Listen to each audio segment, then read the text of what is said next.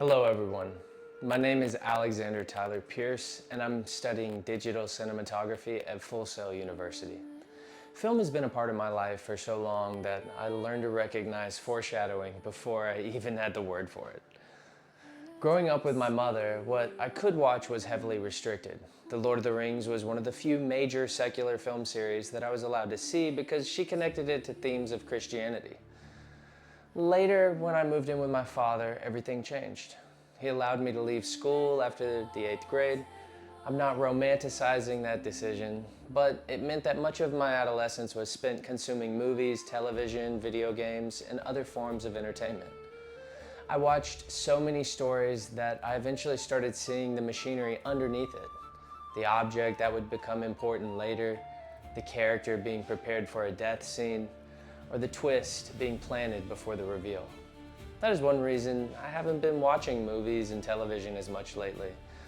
When I can see the structure too early, the spell sometimes breaks. But when a movie can still surprise me, overwhelm me, or make me feel like I'm not even analyzing it, I respect it a lot more.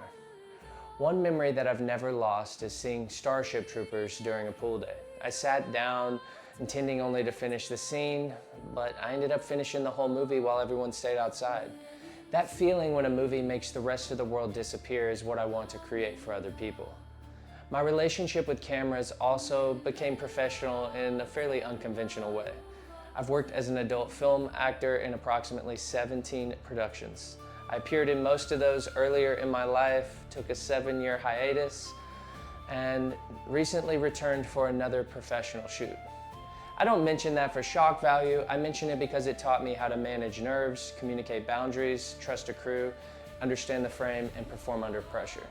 More importantly, it gave me confidence. I realized that if I could walk onto that kind of set, overcome that level of nervousness, and still do the work, then I could also learn to write, direct, shoot, edit, and create something of my own.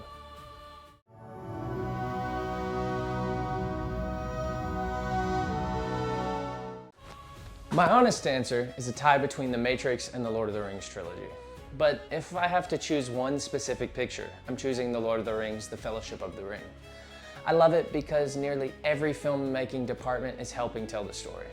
The Shire is peaceful, green, comfortable, and grounded in nature, so we understand the hobbits before they have to explain themselves. Their clothing feels practical and rural. Aragorn looks like somebody who has survived outdoors for years. Gandalf's robes immediately establish him as a wizard, while Boromir's armor carries the identity and history of Gondor. One scene that always stands out to me is when Gandalf tests the ring in Frodo's fireplace. Back in should feel warm and safe, but the flickering firelight turns that same setting into something threatening. The danger hasn't broken into Frodo's home, it's already been sitting in his pocket. The ring is also an incredible symbol of power and corruption. Gandalf refuses it because he understands that even his desire to use it for good could eventually be twisted.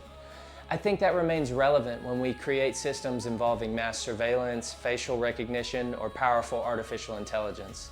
The danger isn't only that an openly evil person might use those tools. The greater danger is that a well-intentioned person may convince themselves that he is too righteous to be corrupted by the power they provide.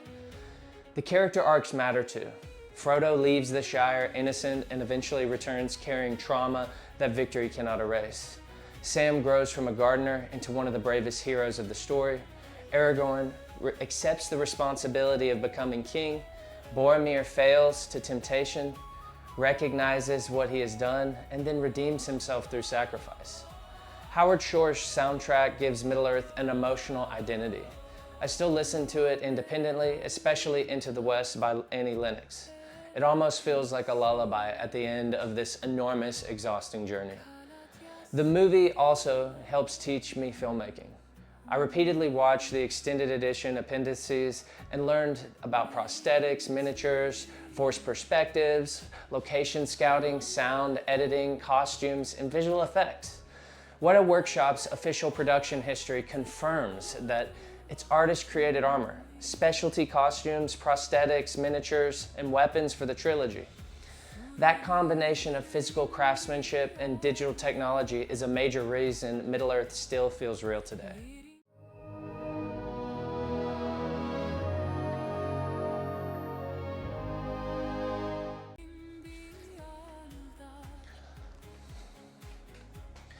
My favorite director is Peter Jackson. What I admire most is his ability to create enormous spectacle without losing the human beings inside. Helm's Deep isn't memorable only because thousands of characters are fighting. It matters because we understand who's afraid, who's sacrificing himself, and what will be lost if they fail. His version of Middle-earth also feels physical. The armor has weight, the clothing wears down, the characters become dirty, wounded, and exhausted. The locations feel lived in, and practical effects, performances, cinematography, music, editing, and digital effects all feel like parts of the same world. That kind of consistency doesn't happen accidentally. It requires a director who can communicate one vision across every department while still allowing other artists to contribute their own expertise. The Academy Awards gave them 11 nominations, and they won all 11, including Best Picture, and Peter Jackson got Best Director. Awards aren't the only measure of quality, but that sweep shows how completely the production succeeded across different creative departments.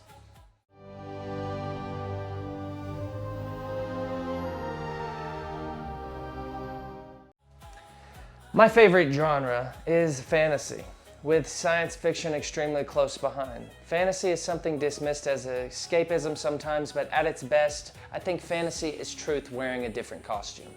Temptation becomes a ring, industrial destruction becomes Isengard, obsession and addiction become Gollum, courage becomes a gardener carrying his friend up a mountain when neither of them has anything left. Those ideas aren't childish, they're deeply human. Science fiction can do the same thing through technology. The Matrix asks whether people are whether to wake up and question the reality they were handed. The Lord of the Rings asks whether ordinary people will carry a burden they never wanted because allowing evil to continue would be worse. Both genres can examine power, responsibility, freedom, corruption, sacrifice, and what people become when they are placed under extraordinary pressure. I want a film to transport me somewhere impossible and then return me to reality, seeing something differently. That is what the best fantasy and science fiction do for me. I'm looking forward to hearing more about the films that shaped everyone else. My goal is to create stories that make people feel something, see the world differently, or temporarily forget the weight of their day. I want to make films powerful enough to make people lose track of time. Because the best movies have done exactly that for me. My name is Alexander Tyler Pierce, and I look forward to learning with all of you.